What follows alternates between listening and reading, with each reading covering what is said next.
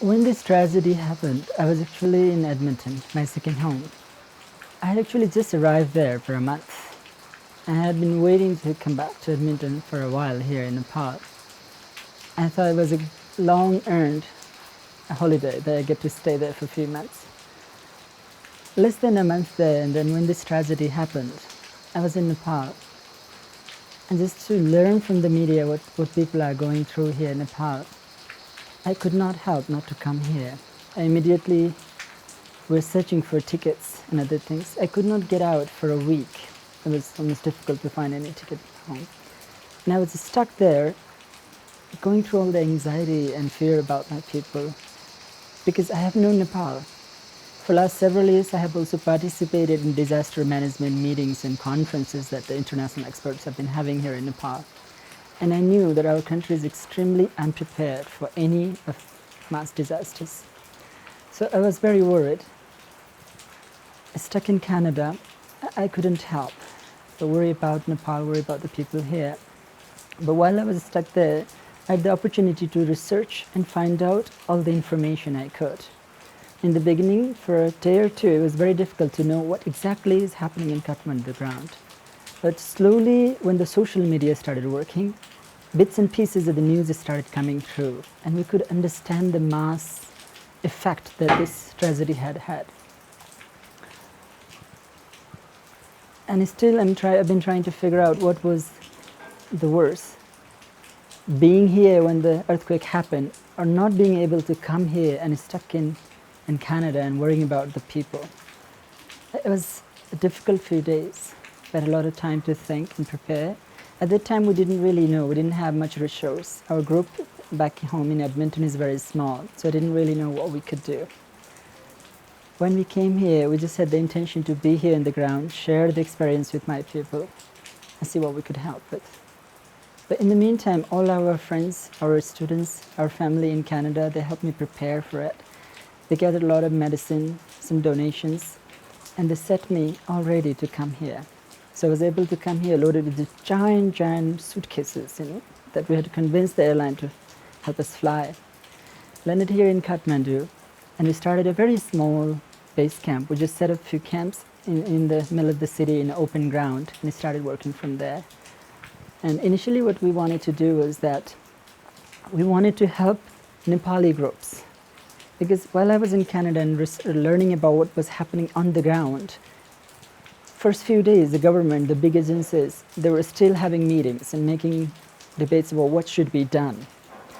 And I realized it will take a few days before the big agencies can move in. But in the meantime, there were small Nepali groups, volunteers from all around the community that rose up to the response. They knew what the society really needed. They knew what needs to be done in such a short time, but they didn't have much resource. So we actually wanted to help the Nepali groups that were going out there in the field and helping people, rescuing, saving lives, building shelters. And we thought whatever support we have, we'll share with them and help them do their work better. That's how we started. But when reflecting back on it, after several weeks of working, I'm both very grateful and amazed how much we have been able to do. Lots of friends from Canada, they came over to join and help us as well. Our volunteers from Lumbini, my students from Lumbini, they all came. The mothers in the villages, they raised rice and lentil from the villages to support the earthquake victims here. So it's been deeply grateful experience. Every day we're exposed to a lot of tragedy, a lot of difficulty in the society, and sometimes it takes time to process. There are days when I just sit through and go through this, to try and meditate, to understand the nature of society, to understand the nature of devastation, and find renewed courage, renewed strength to go back there and offer some help. It's been a deeply transformative experience. For me personally, being a Buddhist monk and a teacher, to be able to work in a disaster and still manage a calm and balanced heart has been a great practice. In a way, practicing Dharma in times of disaster has been a great portrait into understanding society. One of the first things I started noticing in Kathmandu, because the last 2 decades of violence, the Maoist conflict in the community, I had seen so many divisions of ethnicity, divisions of race, community. But this disaster, it equalized everybody. Everybody was out there in the field, helping each other, trying to look out for each other. And so it takes a disaster to reunite people, but it was a good experience to see that we are capable of that.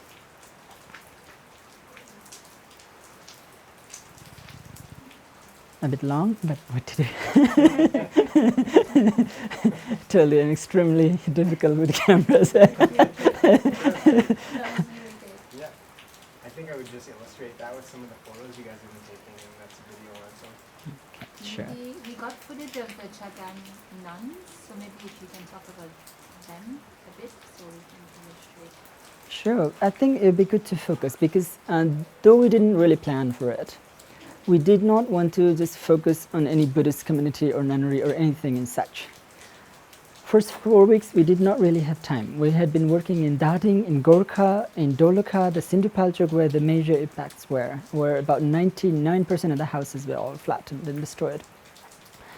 But after a few weeks, I started getting so many frenetic calls from people about this group of nuns stuck somewhere in the Himalayas, without access of road, without any food, any help, any support reaching them. And it took a while. It took a few days to even find out where they are, located in such an extremely remote area. And we were able to charter a helicopter and go and see these nuns. And it was an amazing experience.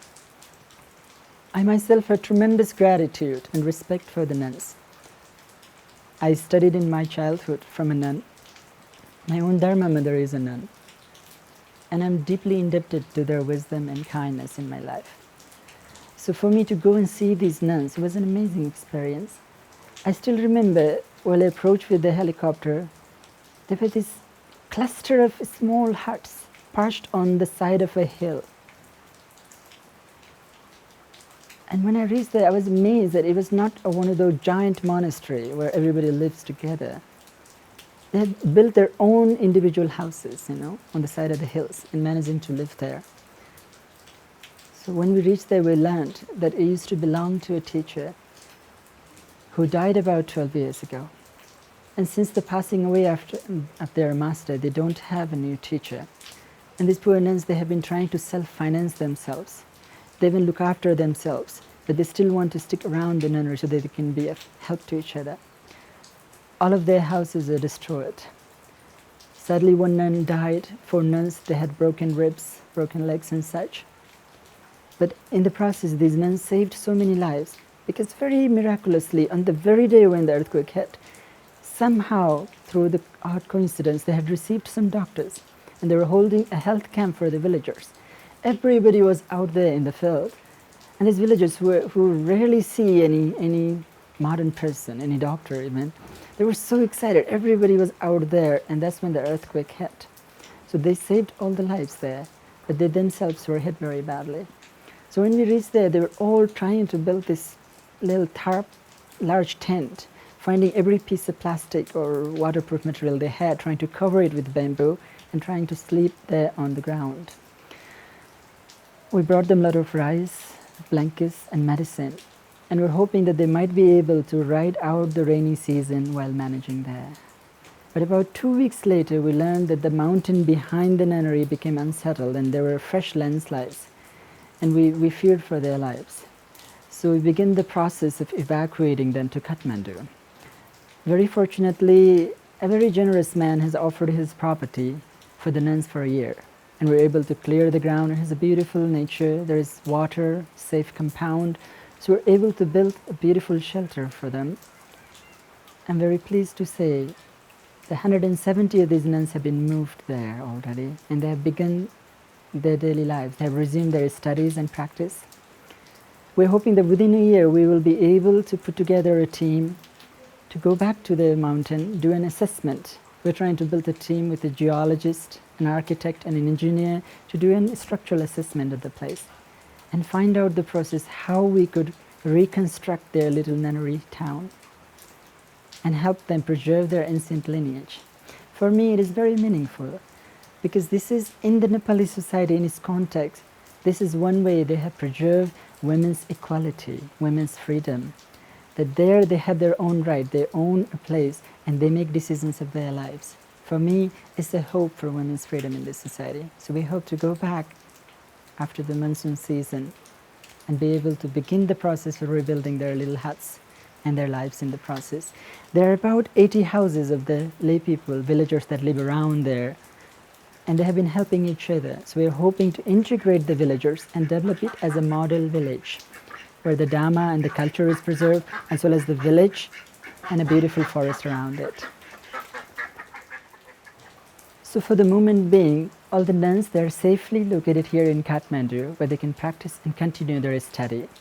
We're hoping in the main process throughout the rainy season, we can put together a team of wonderful architect, a geologist and a structural engineer. And after the rainy season, we hope to go back and do a proper study and find funding to help rebuild their huts.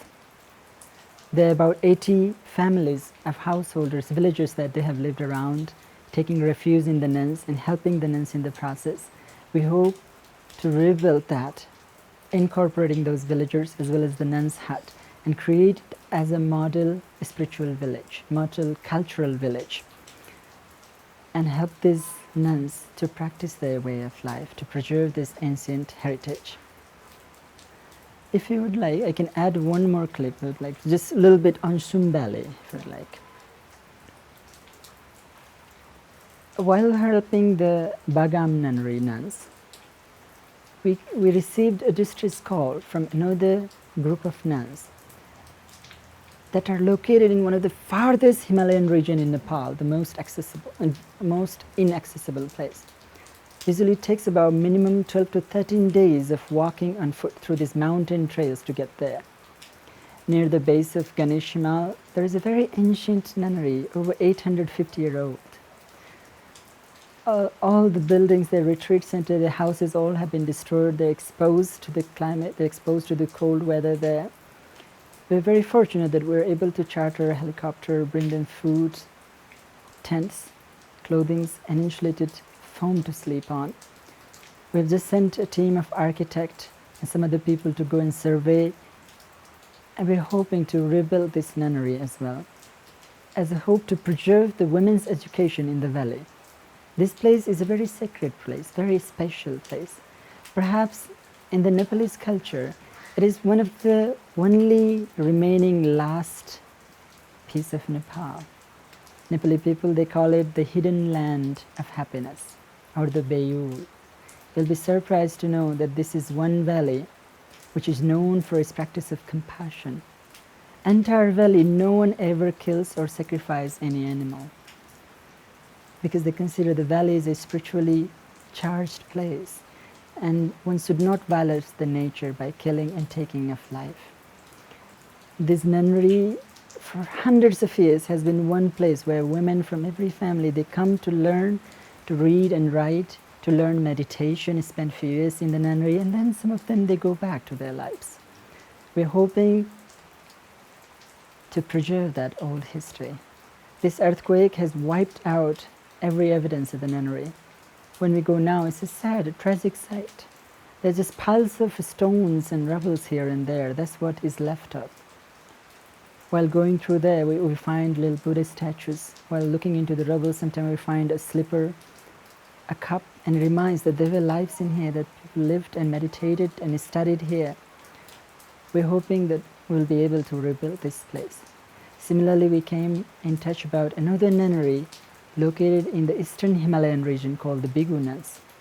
We have been able to rescue 70 nuns, and right now we are in the process of building a small shelter for them here, and we are trying to understand what would be the best course of action to try and help them to get back on their feet. For me, I believe it's a sort of dharma obligation, a dharma duty for me. Having educated by nuns, having had so much kindness received from the nuns, I see spiritually for me it is an opportunity to pay back, to help restore these ancient lineages and help preserve one of the very beautiful history of Nepal. This tragedy, when it struck, it became a meditative time for me, because though I was born here in Nepal, as a monk, I did not think I'm too attached with the land. Roaming around in Canada and New York, very often I thought, oh, I can perhaps let go of Nepal. I can let go of my attachment to my homeland. I roam free. But when this tragedy happened, I was able to see what Nepal really means.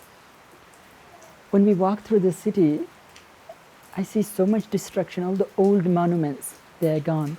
All these beautiful temples, they are gone. It's tragic for me because as a young child, I used to resent these buildings. I used to say our forefathers built so many temples, they never built the schools and hospitals. But today I see from my own eyes that these were cultural reminders. These temples, these beautiful radiant Buddha eyes everywhere, they are a reminder that there is a potential to find wisdom and awakening within your own heart. I'm so thankful to these monuments that every corner I turned to, they reminded me of this great heritage of wisdom. They reminded me of who I was. Now when I go to the same streets and see the streets empty of those signs, I miss so much. It helped me understand what Nepal meant. Nepal is not just the architecture, not just the buildings in the old Himalayan country, but it is a culture, it is a mental resilience, it is a reverence and love for nature, though at times it can be extremely cruel. So when I go to the towns, when I go see the people in the camps here, what is truly inspiring for me is that I don't feel a sense of bitterness in their heart. I don't feel a sense of resentment in their heart against the nature. Even our grandmothers, they say, oh, nature is nature's way, what can we do? And this is, for me, a true Nepaliness. This needs to be preserved. So while building these places, while trying to rebuild these ancient heritages, we're also trying to be careful. How could we preserve this symbiotic, spiritual relationship that the people had with the nature? So this is a great challenge as well as a great opportunity for us to contemplate, to meditate, and while going through this revel of earthquake destruction, to find the valuable cultural gems and try and preserve them for the new generation to come. There is so much left to do, and we still need a lot more new friends. We are looking for new partners to help us rebuild Nepal culturally, spiritually, into a strong nation. That not with a resentment towards the nature, but with an acceptance and wisdom and compassion towards all life forms here.